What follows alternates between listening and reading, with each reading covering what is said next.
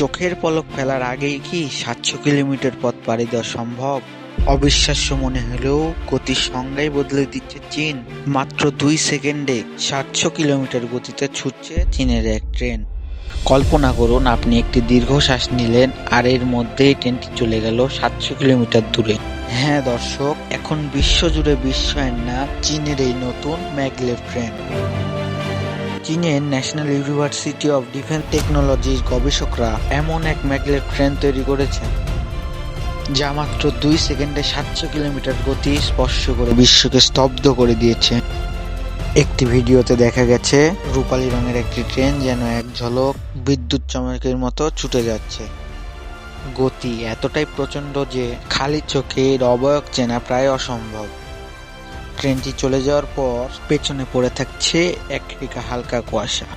প্রায় ১ টন ওজনের এই ধাতব দানবটি চোখের পলক ফেলার আগেই তার দিগন্তের ওপার হারিয়ে যায়।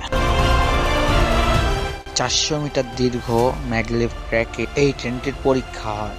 গতি তোলার পর ট্রেনটিকে নিরাপদে থামানোও গেছে। এটি এখন পর্যন্ত দ্রুততম super conducting electric maglev train.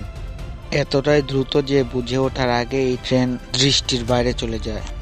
এই আবিষ্কারের মাধ্যমে বিশ্বের তৃতীয় দেশ হিসেবে প্রযুক্তিতে দক্ষতা অর্জন করে চীন।